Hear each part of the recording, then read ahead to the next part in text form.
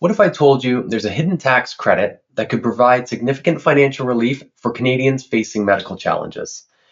Today, we're diving deep into the disability tax credit, a powerful tool that many people overlook. Joining us today is Christine Brunsden. Christine is a professional estate, trust, elder planning, and philanthropic advisor with more than 25 years of experience in the trust and estate industry. She also has a lifetime of experience with family members with disabilities. Christine has dedicated her career to helping Canadians navigate the complexities of the disability tax credit and unlock its potential benefits, which has ultimately led her to co-founding Benefits 2. Her insights are invaluable, especially given the often confusing and misunderstood nature of this tax credit. And so I'm really looking forward to having a chat with her today and helping Canadians understand it a little bit better and realize that many more people qualify for this tax credit than you may think. In just the past year, I've had multiple clients qualify for the disability tax credit and receive lump sum payments up to $10,000 to $20,000 because this is also a retroactive tax credit. So you can backdate up to 10 years. And we'll learn a little bit more about that in my discussion with Christine. But some of these were because of noticeable conditions like loss of hearing, and well, others were a little bit less noticeable, like years of lingering shoulder pain or anxiety. The hope is that with today's discussion, more people become aware of what the DTC is and who may be eligible so that they can ask themselves or family members or friends that may come to mind whether they could qualify for this tax credit, because it does apply to a large number of people than you might expect.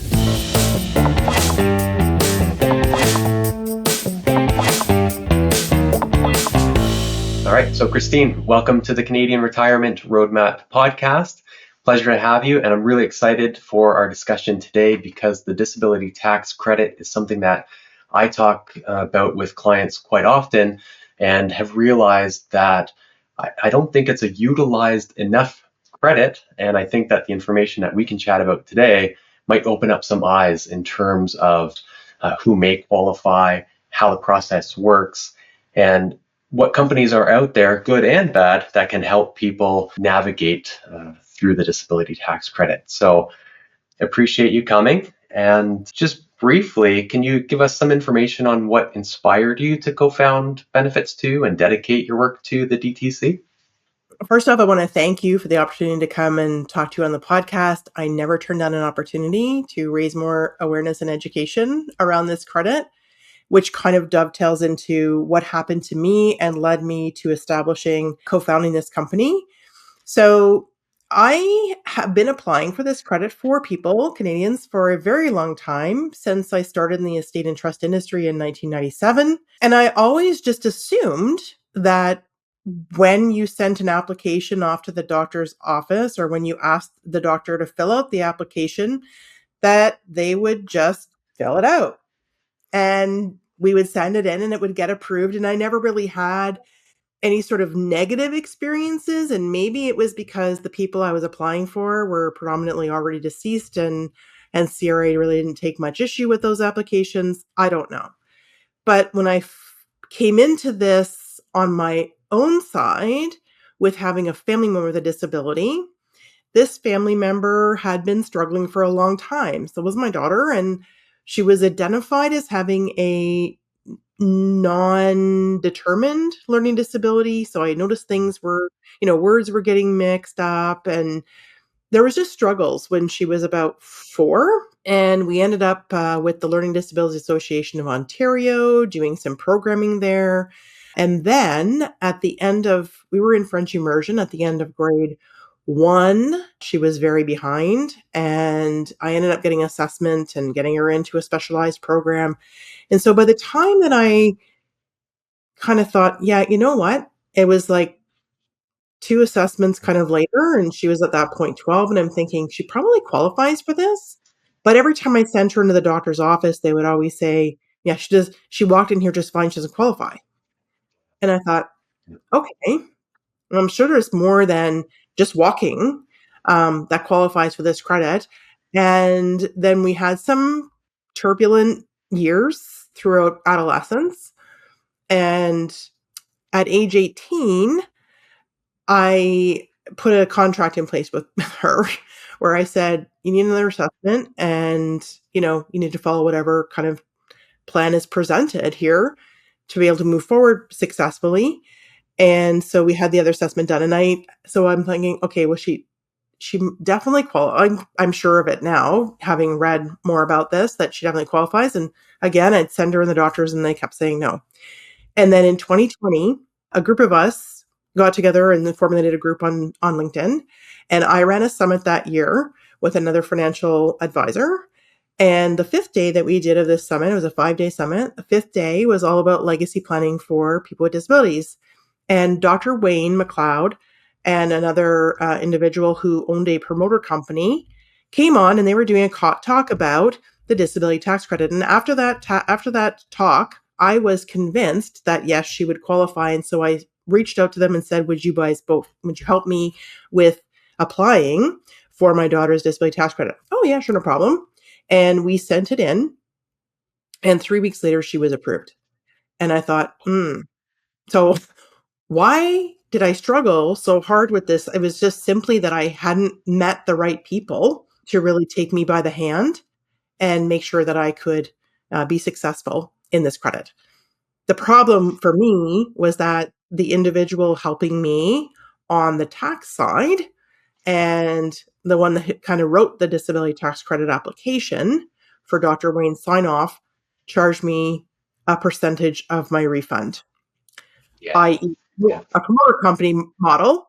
And I thought, wow. And even though I was given a friends and family discount, it was still pretty substantial. And I thought, man, like I could have used that money to get more treatment, more therapy, more of this, more of that, more resources, extra dollars towards assessment, whatever it might be.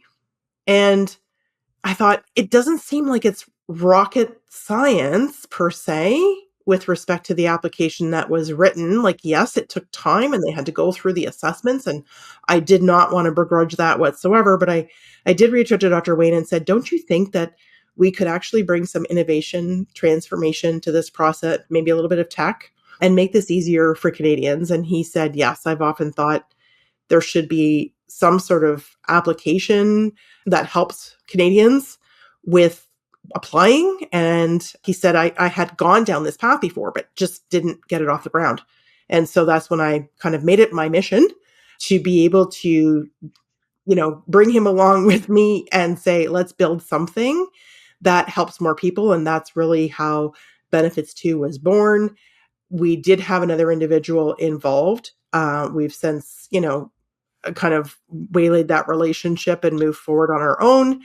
But we still really do thank that person for their contributions and so on and so forth. But we did launch in March of 2023. So we're just about 2 years. So pretty new. Yeah.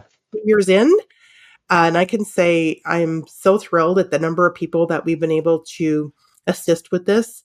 And there's a reasons why. I mean, we'll talk more about it, but our model is very different than what you would see with those other models. And it was really my insistence that we create something that would be completely different than the promoter company models where they're taking percentages, and that we offer our services at flat fee rates only. So that is a perfect jumping off point, because that promoter model, I think, is something that people should really be aware of. I literally had a conversation 2 days ago with a client who at first, and we can talk a little bit about more about what these are, at first started with one of these online companies seeking help on how to qualify for the DTC. They gave some initial info. Their doctor, though, wasn't actually willing to send the information over to that company, and ended up just saying, you know what, we'll just do it on our own. And so they let the doctor fill out the form. They actually had us upload it to CRA for them. They were approved and everything worked out okay. Until the promoter company that they initially had a discussion with realized that they qualified. And I assume it's because they had asked for CRA authorization during the initial discussions, then followed up to see if they ever did it themselves, and pointed out a clause in their contract saying, Even if you don't do it through us, if you do it within the next 2 years, even on your own or through somebody else, we still have a right to 28% of the refund that you will receive. And that refund was backdated 10 years, and it's a significant amount of money.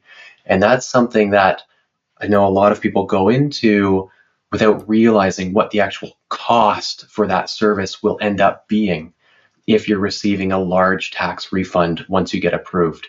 And so your model at Benefits too, and just for full disclosure, we don't have any referral relationships or anything like that, but I have looked into the company, and it's a flat fee model where you offer a service for a flat fee to help clients learn whether they could qualify and how to qualify.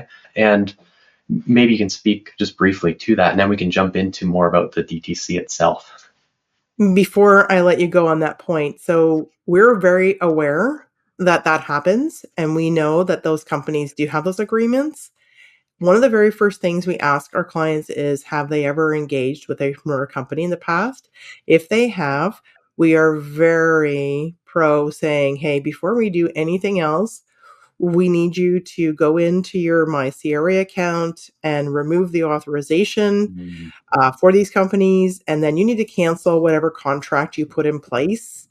And if your customer needs some support, I can put you in the direction of somebody who can provide that support to deal with that issue. So, And this is why we mhm, talk to professionals, right? yes.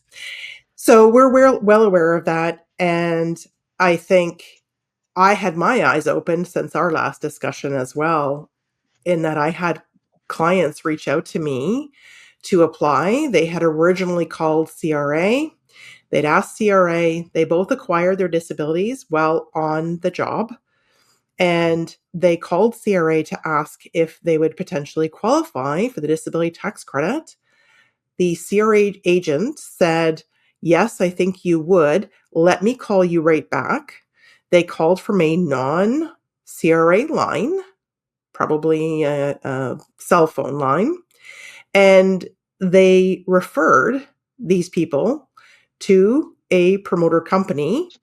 And so I've had conversations with government officials about this. And so there's a lot of things that are going on out there. People need to be aware of, and this really set alarm bells off for this couple. As soon as they heard that it was 20%, they immediately said, "Don't want anything to do with this." But that promoter company has sent no fewer than 50 emails trying to engage the couple. So that they can be relentless. Know what you're doing, know what you're dealing with, and seek the right help. And I guess that speaks to why companies like this exist. The answer is this can be a very lucrative tax credit. And to put some numbers to that, I met with a client yesterday with some hearing loss, is going to need hearing aids, brought up the fact that they could likely qualify for the DTC if they apply. We did a quick tax assessment, and they would save $1,900 on their taxes. So it would increase their tax refund by $1,900 for 2024 alone. And because you can backdate this tax credit for up to 10 years, you multiply that by 10 times, and all of a sudden there's a pretty significant lump sum that could come your way as a taxpayer that qualifies, if you qualified, up to 10 years ago. And you can apply now and have that approval backdated. So that's where the incentive lies for some of these promoter companies, right? It's not just the tax adjustment piece. So I had a call yesterday from a client who both her and her son were approved. After the congratulatory message that I had with her, we had a little brief conversation about the child who is currently 16 and the ability for them to go back base years plus additional years on the child disability benefit, which is predicated on her income, which has not always been really high income.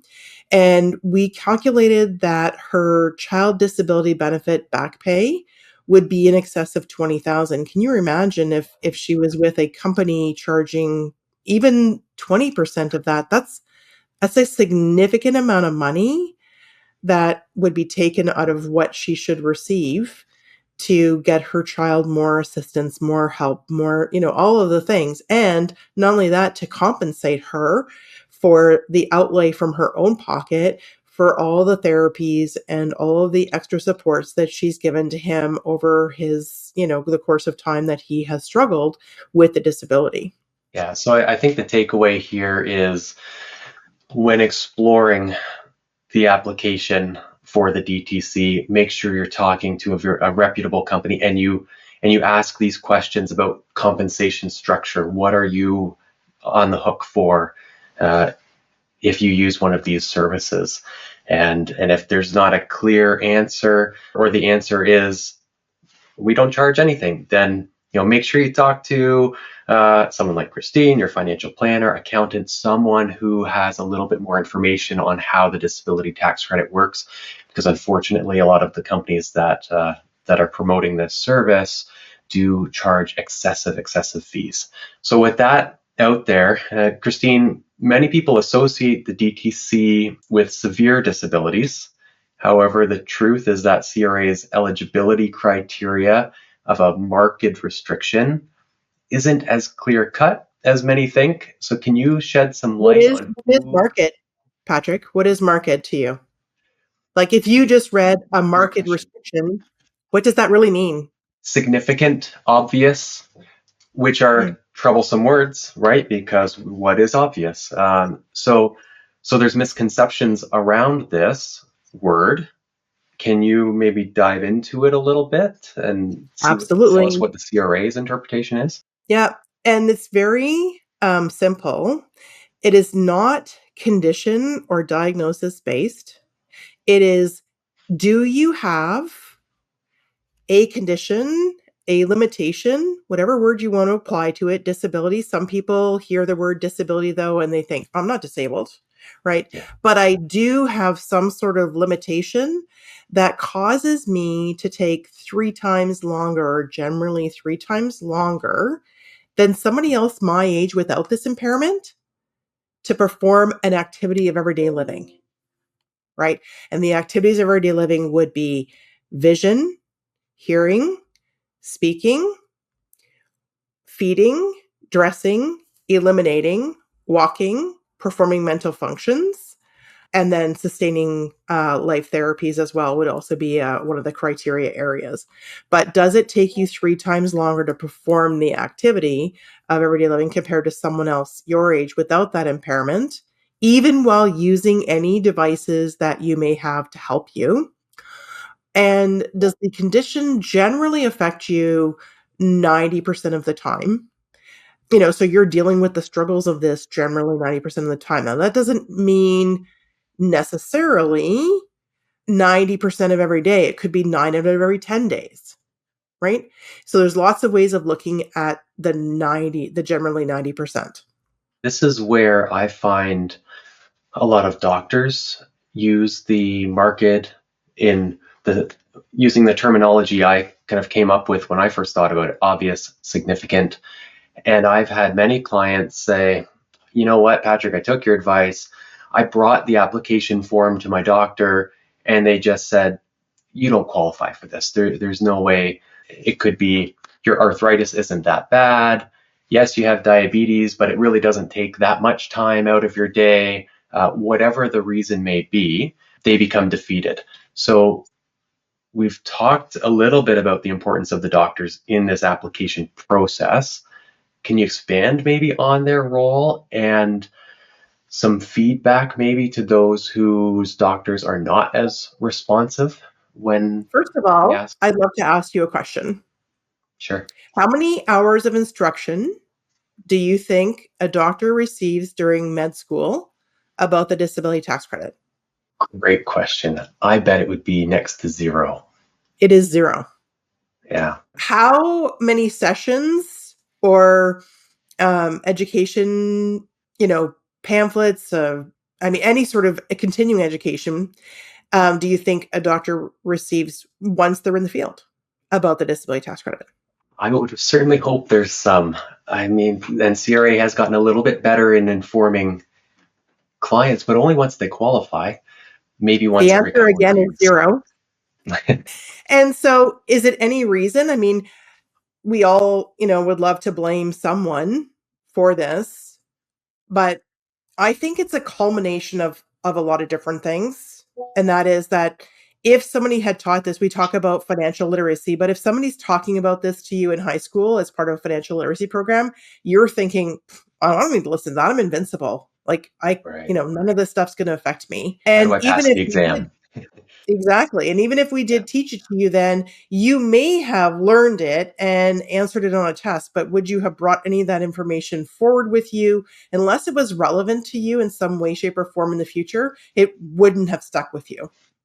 Yeah. People do not And regularly knock on the doorstep of the government to ask the government to explain to them all of the different programs, tax credits, all of those things that may be available to them or that they may be eligible for. And same thing with doctors. I mean, nobody is knocking on the doors of the government and saying, you know what, I really want to do a better job at the paperwork that I have on my desk. So can you please tell me how to do it better? No, as a matter of fact, the College of Family Physicians of Canada have approached all their MPs across Canada and said, take this administrative burden off of our desk. that would be very helpful. And because you try to place this burden on doctors that are already facing high burnout rates, are trying to deal with patients, have the paperwork related to their daily appointments, and then have someone say, can you please fill this out? I mean, it's already overwhelming. And then if you don't fully understand the application, it can be something that you could, yeah, easily The push aside criteria or has refer. changed over time. The government does make changes to the criteria, but they're not like, how would somebody be informed of that? The only way to be informed of that is to be looking in on the government website on a regular basis, looking for the date on the page to see when it last changed and looking through all the criteria to say, has anything changed here? There's a number of changes that have happened. There was significant changes in around 2021 when they expanded the criteria for mental functions. So there's a lot of changes that have happened, and doctors are just not up to speed on what makes a successful application. Not only that, there would be a lot of trial and error for them to really file enough applications, see what comes back, for them to really understand, okay, so this is what makes a good application, this is what doesn't. And do we want doctors spending their time perusing over these applications and trying to figure this information out? Because there's certainly nobody from CRA that is knocking on, Dr. Smith's doorstep saying, so Dr. Smith, I know you fill some of these things out. We would love to share with you what the criteria is so you understand it and to really talk you through how to fill out a successful application. Got to remember, we are tax people with limited training, and we are looking for very specific phraseology for us to be able to approve this. There's many And times that people get denied. Unfortunately, Patrick, it's because the doctor didn't understand how to write that application. And it's not that they're not approved. They're not qualified. I really believe that. And I've seen my own clients have one or two applications declined only to then have the third approved. And the first two were not because they didn't qualify, to your point. It's just that the application was not filled out in the way that the CRA wanted to see it. And so that's another way that people can get discouraged. So I mean, to the listeners, if you do think you qualify, you have applied in the past but been declined, you may want to explore that option again.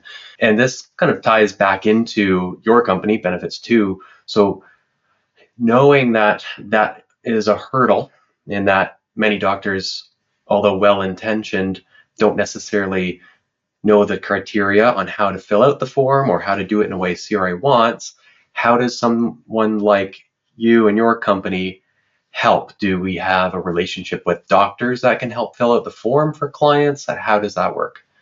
So, first and foremost, I think from my perspective, I think what people need to be able to do better, and we talk about all the problems that there are with the doctor and the filling out of the form. So you got to remember that when you go to your doctor's office, you're generally seeing the doctor in about a 12-minute visit. That's typically the average patient visit here in Canada. And it might be in some cases, I said, well, not even might, it would be in some cases very difficult for a doctor to explain how your mental functioning in particular is affecting your everyday living. To give you a little bit of an example of this, when the doctors kept telling my daughter that she wouldn't qualify because she walked in there just fine, it's because they didn't see day to day what was happening. So if I got 5 phone calls in a day to do problem solving, they didn't know that I was even getting those calls. They didn't know that this was something affecting her.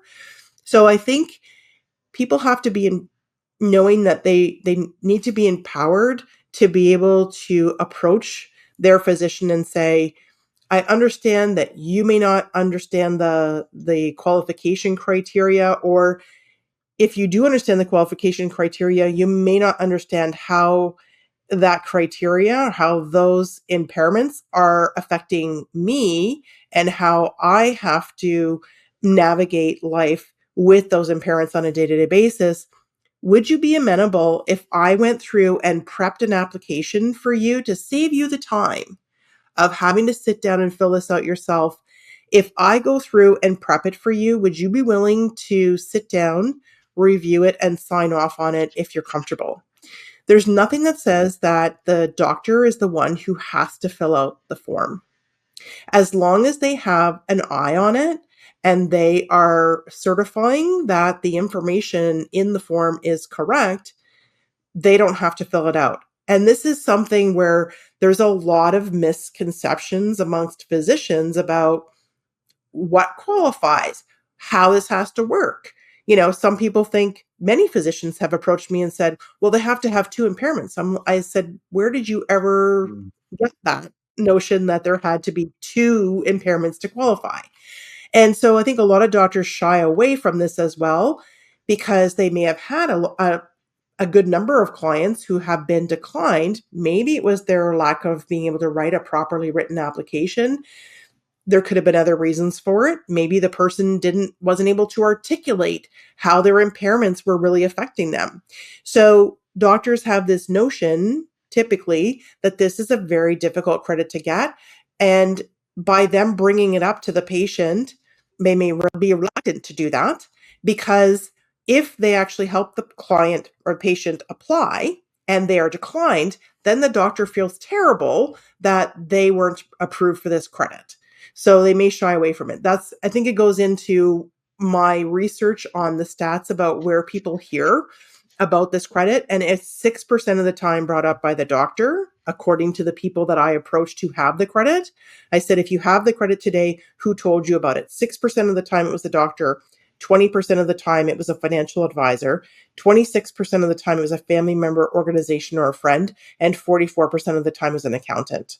So I think there's lots of issues all over this credit, and I think that the biggest thing that people need to understand is the criteria of what qualifies, and not be thinking that this is something where you have to be so severely impaired that you can't function. And the credit by nature, if you look at it, the credit is a non-refundable tax credit, which means it really doesn't have any benefit to you if you don't have taxable income. So other misconceptions, doctors sometimes think, well, you're not going to be approved for this if you work. That is also incorrect. Whether you work or not has no bearing on this credit. How much money you earn also has no bearing on this credit. Whether you are 0 or 100, doesn't matter how young or how old you are, also has no bearing on this credit. Whether you collect any other forms of benefits, the programs do not coincide with one another. And so just because somebody either qualifies or doesn't qualify for another program does not mean they don't meet the eligibility criteria for this one.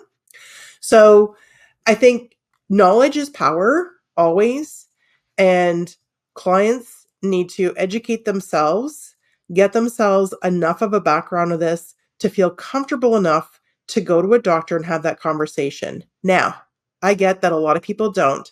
And so Benefits 2 has kind of said, how can we help bridge the gap? And we know that there's a large percentage of Canadians that don't actually have a family physician, and walk-in clinics are not usually, very helpful in filling these out as well. So what we did with our company is we created an ability for those that do not have a physician or don't have a physician who's advocating for them to apply and get this credit, to be able to prep their application with Benefits 2. And that's really what Benefits 2 do. It is. It's a disability tax credit preparation service. We will help you prepare this credit so that it has a greater chance of success. Not to say that we can't guarantee approvals, but a greater chance of success compared to somebody fumbling who doesn't know how to write it. Right. And so on that note of success, do you have stats on how underutilized this tax credit is, or out of 10 Canadians, how many may qualify? Because to the point earlier, I think people still would say, it doesn't apply to me. But if we know the percentage roughly, then we can say, well, you know what? It either applies to me or somebody I know, because I know that many people. So what are some of those stats if you have them handy? So there is a survey that is done in Canada on disability every 5 years. The last one was done in 2022, and the results came out kind of early winter last year, I believe. So as recent as we have. And the stats indicated that there was an increase in the number of people living with a disability that would qualify from 22% to 27%, which means 27% of the population of Canada actually has a disability that would qualify for this. I believe that is severely underreported, given that there are stats, there are studies. I believe they were done out of the University of Calgary.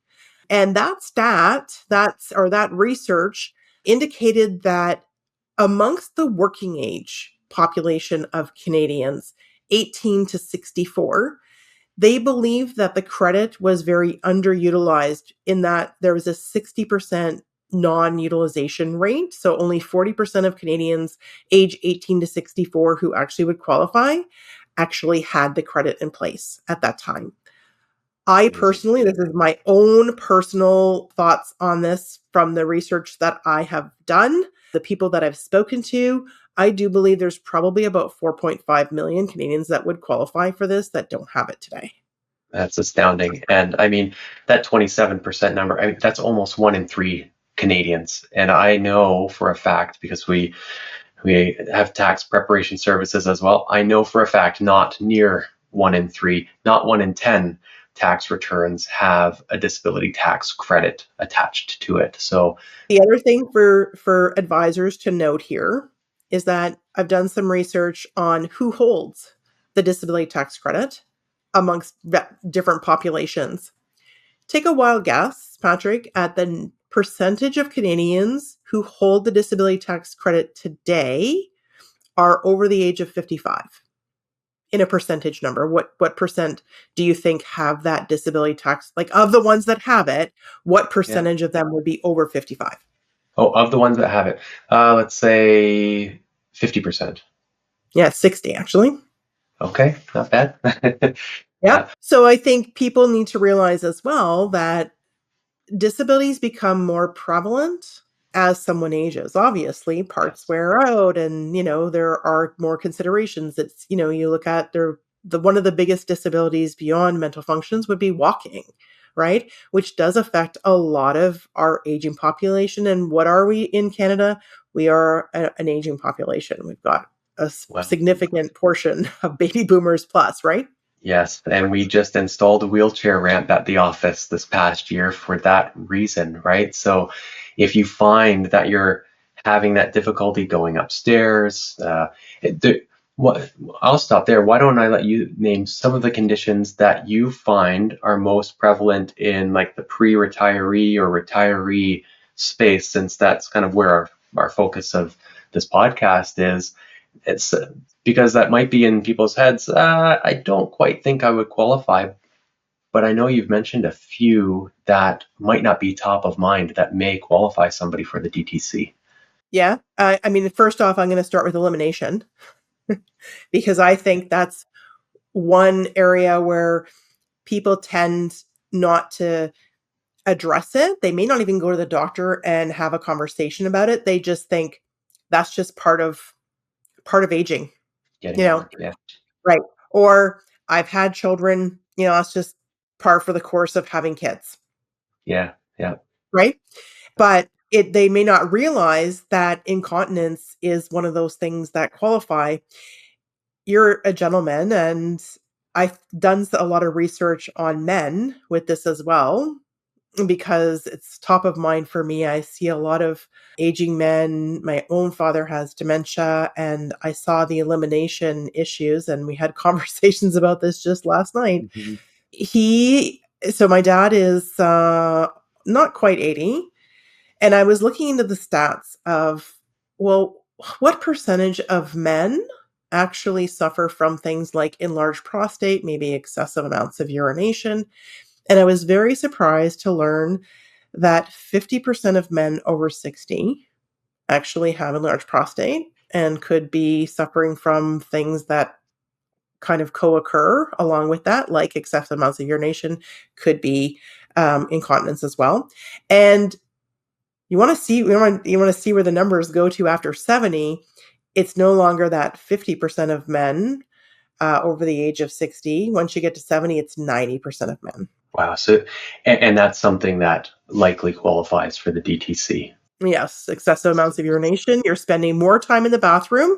You may not even realize it, but remember that in order to qualify, you are going to need to have some sort of medical record. So put Mm. your embarrassment aside and go and talk to the doctor. Get it on record that this is something you're experiencing, because if you ever do figure that, I should be applying for this credit, the doctor's not going to be able to sign off on this unless they have some sort of record saying that, yes, this individual approached me. They had considerations around this. We did testing. We identified that these issues are existing for this individual, so that when they apply, they have some sort of medical records to back it up.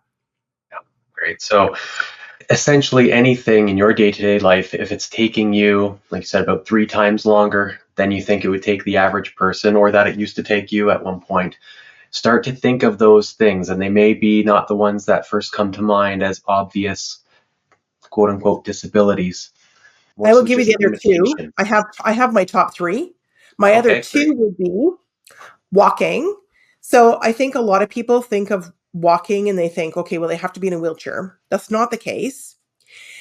What you need to do is imagine you're standing at the end of a city block or the end of a football field, which that is the closest representation I can give you to 100 meters. Stand at the end of that against somebody else the same age as you with zero impairments. There's no Mm, osteoarthritis in their knees. They have no problems with their hips. They have no degenerative disc disease. They're, a normal, healthy, non-impaired individual, same age as you. Start walking. You may not even realize that throughout your walk of that 100 meters, you actually stop, take a little breath, maybe it's a breath, maybe you have mm, COPD, right? You stop, you take a breath, or maybe it's pain and you just need to stop and take a second and you start walking again. But in those little those little, they're not even big rests. It's not like, oh, give me a chair, I got to sit down and take a rest. It's just, I need to stop for a sec, just get my breath, you know, get ready to walk the rest of that. Those little breaks along the way mean that the other person who has no impairment at all has made it to the end, essentially, a lot faster than you have, because you've had to stop incrementally for those little breaks along the way. Where I also see this is on the preparation of meal side, right? And when we say preparation of meals, so I think, there's maybe a varying degree of what people think is meal preparation, but it's not putting a microwave meal in the microwave and walking away. It means that you're going to the kitchen and you're actually making a meatloaf from start to finish, from scratch, right? And you're, mm. putting the meat together, putting it together, mashing it together, pressing in the pan, putting it in the oven. And then you're also making a pot of mashed potatoes, let's say. So you're peeling that potato, you're chopping the potato, you're putting it in a pot, adding water, carrying the pot of water over to the stove, putting it on the stove, waiting for it, graining it, and then mashing it. And then the other piece of that would be a salad to go along with that. So you're washing your vegetables, you're chopping your vegetables. You imagine if you have carpal tunnel syndrome, Right. that, you may have to do this in stages. You may not be able to do everything from start to finish because you just get too fatigued. Somebody with fibromyalgia might be the same sort of thing, but even somebody with concerns with their back or their hips or their knees can't stand in the kitchen for that length of time, so they do it in stages. Yeah, that kind of thing would take me, the better part of a day to prepare that. So I'm going to go and do part of it, or maybe I'm going to prepare some of my vegetables the day ahead, right? These are all things that go into taking the breaks, taking 3 times longer. You just don't think about it because you've come up with ways of mitigating taking that length of time, or mitigating having to stand there and do it from start to finish in one go. Yeah. I mean, these three items alone, the incontinence, walking, meal prep, I'm sure so many people are thinking right now, well, gosh, that applies to me or a family member. It's one of the reasons why I also wanted to do a podcast on this topic as soon as possible, because I've been thinking over the past months, although we do talk about the disability tax credit more than I think other advisors and tax planners would, it's still not enough. And my goal is to get this information out there. I think that's the same goal you have, to make sure that as many people who qualify or could qualify for this are applying, because things like these that we have just gotten used to and found ways around are limitations. And I think the CRA's rationale behind the tax credit is a recognition of that extra time and often extra cost associated with the limitation. And so at times I've found sometimes clients feel like they may be taking advantage of this tax credit or of the CRA by applying. Well, I'm not that bad, and I would feel bad getting a handout. My response to that is, it's not a handout, it's simply a recognition of the extra effort, time, cost that you have to do something, as opposed to someone else who may not have to spend that extra time or cost. And therefore, they're just willing to give you a break on your tax return. They're not, it's, at least this tax credit is not it's not directly a payout to you. It's simply a Right. reduction in the tax you have to pay. Although that does lead into another part of the conversation, which is the beyond the tax savings. So there is a new Canada disability benefit that the government has come out with. There's the registered disability savings plan, where you can receive matching grants into an investment account, although that only does apply to those under age 49. But there are these other credits or payments or benefits or accounts that you can open yourself up to if you do qualify for the I say it DTC. all the time. I look at the disability tax credit as like Pandora's box. Exactly. Yeah, Because good way to put it's it. the credit you get, where that once you've got that credit in place, you're opening the doors to other credits. I can give you a whole list of those benefits and credits that would be available in Ontario, things like the Canada Workers Benefit, the Child Disability Benefit, which I wish they had actually chosen a different name for the Canada Disability Benefit, because now we have 2 Mhm. benefits that acronyms go CDB, and I think that will be problematic going forward. But the new Canada Disability Benefit, the criteria for that, as we know so far, will be the disability tax credit. So those are people that, could be on ODSP, and maybe they never applied for the disability tax credit because somebody on ODSP doesn't have taxable income. Maybe there was no ability to transfer the credit, which we also didn't talk about, the ability to transfer this Correct. credit to a qualifying Yes. family member, which is important. Yeah, we'll come Um, back to that. but for somebody like that, where they didn't have taxable income and maybe they didn't have a support person, they just never applied. Now they're going to have to apply. so that they can get access to that additional $200 benefit when it starts to flow this coming July. And also, I think the way that I look at this too is as we're doing future planning, understanding whether somebody has a qualified disability, the disability tax credit actually cements that, and then gives you the ability to utilize certain planning tools as well, like the qualified disability trust status for the different processing of income at graduated tax rates instead of the highest marginal tax bracket, which is the case for all trusts now with the certain exceptions, but that's one of them. And so I think that people don't necessarily think about all of the other benefits and credits that might come along with this. And it's kind of hard because we're doing it on a podcast, and I have no idea how many people may be listening to this in the audience. But when I do these sessions in person, I always count how many people are in the room. And I will say, right at this moment, look to your left, look to your right. Think about the people around you, and then think about it as typically you're when you're talking about, essentially maybe one third of the population qualifying. Think about that and look around the room. Can you pick out the X number of people that typically should have a disability? And invariably what happens is people say, no, like unless somebody's got a walker or is using a cane or is visually impaired and you see that they have certain eyeglasses or they're wearing hearing aids, or unless they have some sort of identifying marker that says, yeah, this person could be disabled, it's quite possible that their disability is hidden. So there's lots of disabilities we can see. There are many more that we cannot see. Can you see somebody with PTSD? Absolutely not. Can you see somebody with incontinence? Unless you're, looking at their pants and you say, oh my god, like they're definitely wearing some Depends in there. I mean, nobody is looking, and nobody is walking around. And I think this is the other thing too. People tend to talk themselves out of applying or allow others to talk them out of applying because they think, I'm not that bad, right? I'm not that disabled. I'm not this. Or I don't want to be labeled as disabled.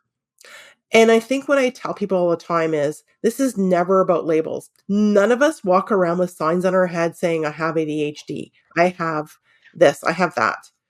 And so no one needs to know that you even have this credit. The only people that will know are you, your doctor, CRA, and I would hope that you would bring this information forward to your advisor, or that your advisor brings it up to you, because I don't know that we can really say that we're doing holistic financial planning if we're not delving in to find out, are there other benefits and credits? I'm not talking about this is not, for some people, yes, this might be considered a small amount of money.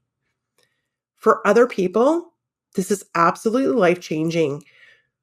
I have the amazing ability every single day to come to work. This is like why I love what I do, but I just have that ability to come to work every day and hear the stories of people whose lives are changed by going back and getting, retroactive refunds and the child disability benefit. And it's like I said, it's life changing for them, or they've struggled with something for a very long time and they've never felt seen or heard around it.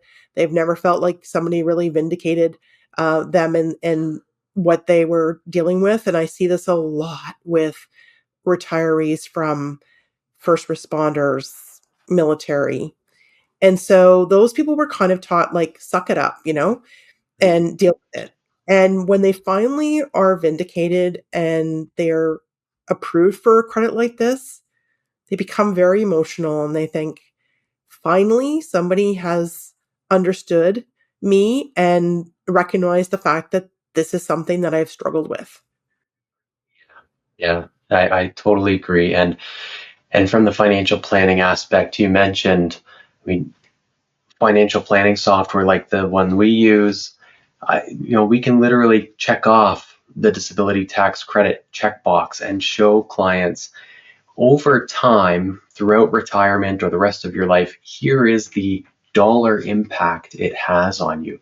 And that 1,900 or so dollars that it might be in any given year may not be a deal breaker, but you multiply that over time, and it can be pretty significant, because not only is that money that you now save in taxes, but it's money you may be able to leave in your investments and continue to grow. And it can make a big difference. When we talk about the long-term saving ability, Yeah. right? With this one, there isn't a parent in the world who has a child with a disability who I think doesn't think constantly about what is going to happen to my child when I am no longer here. Mm. And it's a struggle. It causes stress, and I don't want to get into all the things that stress does to a body, but it does increase the instances of several different autoimmune diseases and whatnot. So it can be a really bad predictor of future disability. But when I look at this and I think the number of parents who may not understand that this credit exists, and I speak to parents a lot of children, especially with, ADHD and other impairments, and they never learned about this because, again, even in my own situation, I never had the doctor bring this up in all of our family situations, except for maybe my mom. But that was a different, I mean, she was in a catastrophic car accident. And so that was a very different thing. She was left in a wheelchair, and they did help her with this. But none of the other family members that I have, their doctors never brought it up. And I have one who's pretty significantly impacted. She has physical disabilities. She's nonverbal. She has partial paralyzation. The doctor never brought it up. It was I who brought it up and said, would you agree to sign it? Oh, yeah, she'll definitely qualify, but I would prefer if you wrote it. So when I look at these things, I think started early enough, a parent wouldn't have to worry as much about how that child's being looked after, because started early, you could essentially, with the putting money the up to the $200 maximum, and hopefully the government changes that in the future and we bump the limits on these things and we adjust them for the cost of living. But when we talk about these things, imagine starting early enough and then that child maybe having a nest egg of $1 million by the time they start to pull this money out age 60. And that's not Can really, unrealistic, right? no, it's not. I've done a number of RDSPs, and with the matching government grants, which can be up to 3 times what you put in, those accounts can grow very quickly. And then you add on the compounding effect of growth to that. And those listening, Christine is not wrong to throw out the $1 million number there, because that is a very realistic possibility. And thinking that you can now leave that, and it doesn't have to be managed by the child when they get older. You can name a trustee, for example, but to know that your child has that nest egg to get them through the rest of their life when you no longer are here, I can imagine as a parent is a significant weight off your shoulders. So just wanted to jump in on that, because it can be a really, really big benefit. Yes, and so, I mean, that's why I do what I do. I have been through these things. I have a number of personal touch points, people with disabilities that I am, personally looking after. I've done a lot of this work in my career, working as a trust and estate practitioner, as a elder planning counselor, as a, I also do philanthropy work, so I'm on both sides of the equation here. But I think for me, coming to work every day where I know I can have a positive impact on so many people, it's just like a great legacy. It's just like a great legacy to live out. And I would much rather put something towards something I know I am tracking each day, and I can actually look at the end of each day and go, you know what? How many testimonials, how many people reached out to me today with positive testimonials? I actually had an impact X number of times. And the ripple effects of all that. I mean, for me, it's just, I'd much rather live an intentional legacy than to leave behind something unintentional that I may not have expected or intended, right? So Yeah. this is why I've chosen to do this, is because to me, it feels like it's a feel-good thing, and it lets me know that I can actually have an impact on the people that in my life that means something to me. And for the people who would have struggled, who may not have had the information, the knowledge, the ability, this is all about me giving them that ability. So I actually refer to myself now as Christine Abled, because I'm really here to give people the ability to be more effective, to have more, to make sure that the world is more accessible for the people that they love, right? Yeah, and it's a very honorable, noble, validating mission, and it's inspiring, and it's a great way to kind of, as we close the episode out, reflect on. And before I go through some of the and summarize some of the key points that we went over, I wanted to quickly come back to the sharing of the disability tax credit that we didn't really get to dive into too much. And so, just briefly, uh, the disability tax credit, even if you don't necessarily use it on your tax return because maybe your income is too low, or you're using some of it but not all of it, you can actually transfer those credits, either the whole amount or whatever's left over that you're not able to use, to others. Now, it's not everybody, but it could be a spouse, it could be a caregiver that you're living with. And it also opens up Pandora's box, to your point, Christine, where if you do qualify for the DTC, there are other benefits, the caregiver amount, things that become a lot easier to qualify for when you do have the DTC. So again, even if you think I may qualify, but my income isn't very low, there are transfer opportunities as well as other credit and benefit opportunities. So again, just encouraging you to explore the option. And so if someone does want to explore that option, or if they want to get more information about yourself, Christine, or about benefits too, where can they go? So I would direct them first to the website, and I would encourage them to go there. There's a lot of information there. There will be a lot more information in the new redesigned website, and that would be benefits too. So it's benefits, plural, benefits, the numeral two.ca. And I would say the other place that people could go to would be on our website. We have a link to a Facebook community. In the Facebook community, there's lots of people in there talking about their own lived experience, asking questions about the disability tax credit. So there's going to be, just by going in there, you're going to pick up a lot of information from others, and never feel like you can't ask whatever question you want. And there's always an ability to ask questions anonymously in the group as well. So if you don't want to, have your name tied to it, you can always ask anonymously. So I would start there. I think, we'll be putting out more and more content for people. And I know that Dr. Wayne, too, he has put out a lot of content for people on how to approach the conversation with your doctor. So he does, these tips on conversations and conversation starters within the medical community that people can have. And we do run expert insights events as well. So we'll be doing a lot more of those in 2025. There's none that are listed on the website right now. I'm just finalizing some dates and lists of things. I think recording a lot of this information and having it at the ready is very valuable as well. And so we'll give more resources and the ability for people to do that too, because I think it's one of those things that gets missed a lot, right? Recording and keeping your own medical records is a big thing. Yeah. Wonderful. Well, thank you so much for the insightful answers. And let me just recap a few of the key takeaways for everybody. So the disability tax credit, or DTC, a valuable but often overlooked resource. And statistically, about 27% of Canadians, so just about 1 in 3 Canadians could qualify for the disability tax credit. So a very underutilized tax credit that you or a loved one may qualify for.